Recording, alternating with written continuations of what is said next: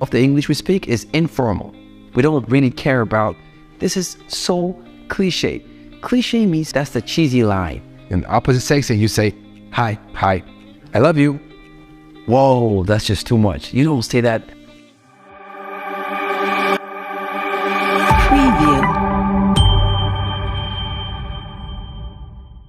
What's going on, guys, and welcome to Maraki English with Abby once again. So glad you made it.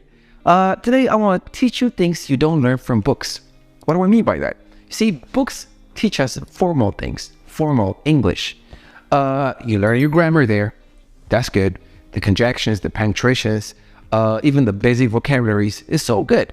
But the problem with that is usually 90% of the English, or maybe 80, 40, I don't know. Like I'm just pulling out random numbers from my head. 60 to 70%. I don't know if you agree, let me know. Of the English we speak is informal. We don't really care about if what we're saying is proper or this or that. It's just informal because the people we talk to are our friends, our family, and people that we're close to. So because of this, you fail to have that naturality of the language or the speech. So keeping that in mind, today I'm here to tell you not to say I love you anymore. Why? Because of a number of reasons. The first one, you don't say I love you. Like if you're someone who's just learning English and you don't know this word and you see someone you like in the opposite sex and you say, hi, I love you. Whoa, that's just too much. You don't say that when you just meet someone. It takes a long time for you to say you love someone, you know? So that's the first one. Second one, I think from the beginning of time, started from my grandpa probably, and then my mother, and then me, probably for my son, we've been using this word over and over again. So when you do that, the word loses its power. So plus you got to keep it casual and modern, not saying like being so clingy and telling someone, oh, I think I love you. I think that's a little bit harsh. Would you agree? Let me know in the comment. So why don't we say I love you? So why?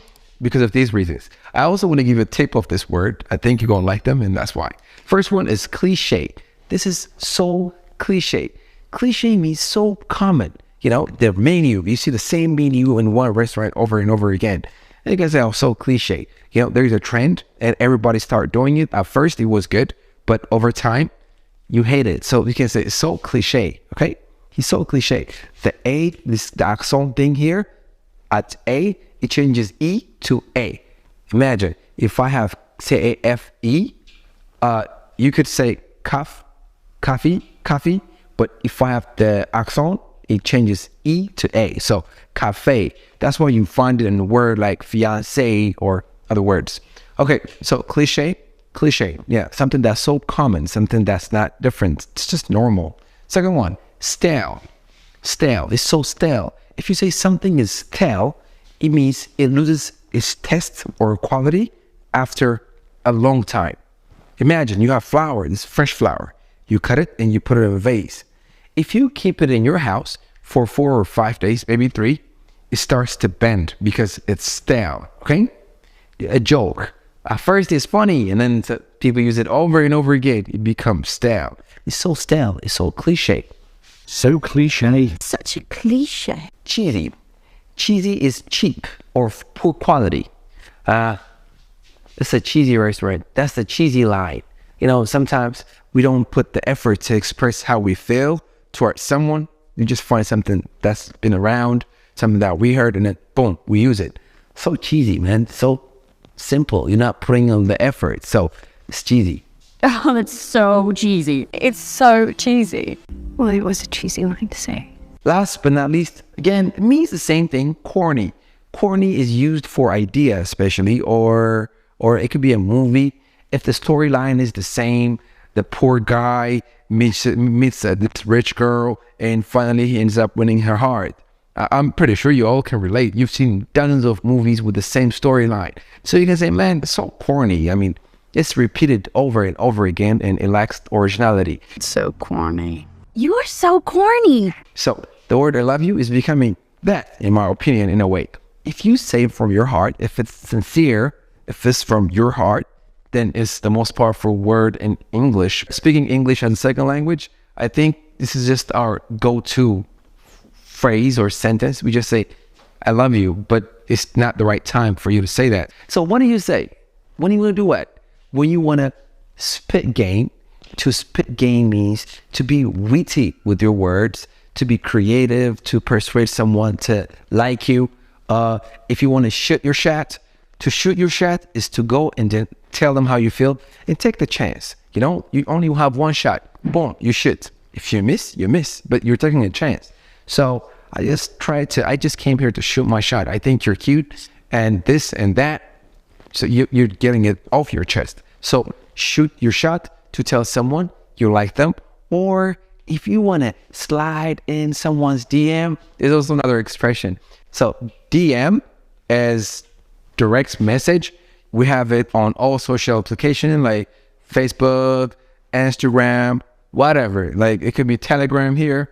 So if you want to slide in, slide. You see, you're not just, I direct messaged you on Instagram. No, I slid in your DM on Instagram. You see, like when you say a slide, the past self slide is slid.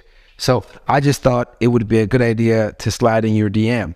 It means to send you direct message. That's it. DM means direct message. All right. So if you want to slide in someone's DM, so how do you let them know that you like them while being cool and not using this word? That's what I have for you today. All right. So it's your first time. So you want to text someone and you can say, hey, I think you're cool. You're just letting them know that you are interested. You're just giving them a gentle nudge or a poke. You're poking them, okay? You're trying to capture their attention. Don't say much. Just say, I think you're cool. I really think you're cool. This is the first one. Wow, I think you're cool. Good. So the second one says, I'm feeling you. I'm feeling you. So if you say, I'm feeling something, it means I like it. That's it, to feel. Okay? Man, I'm feeling this music. I dig this music. They mean the same thing. So you can go and say, hey, I think I'm feeling you. I want to add I think in front of it, but I just don't want to have it here on the rope. We have I think here, we have I think here. So I just left it. But you can say, I think I'm feeling you, right? I'm feeling your style. I like your style. I'm feeling your contents. It's with someone that put out different contents, create contents. You can say, I'm feeling your contents. I'm feeling whatever. I'm feeling your hairstyle. I'm feeling your personality. Whatever you like about that person, you can put it there. First one, I think you're cool. Second one, I'm feeling you. I'm feeling you, skipping. Good. Speaking of feeling, I still have this word here. Before, we used to say this. I think it's so out of date right now. I don't think anybody uses it anymore. I have a feeling. I have feelings for someone. I have feelings for your brother. I have feelings for your sister. You can't say that. But now we changed it up a little bit. We have this, catching feelings. So I think I'm catching feelings for you. It sounds cool even when you say it. Man, I think I'm catching feelings for you. Yeah, it means the feeling is coming and then it's catching me. If you want to make it past, you can say caught. Okay?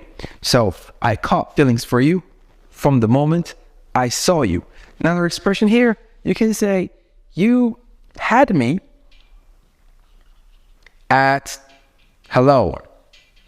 It means the same thing. If you say to someone, hey man, you had me at hello, it means the moment you said hello to me, I was yours. You got me. I've been stopped. You had me at hello, okay? You had me at hello. You had me at hello. So I think I'm catching feelings for you. I think I like you. I think you're cool. That's what you're saying, basically. But catch feelings has also another meaning.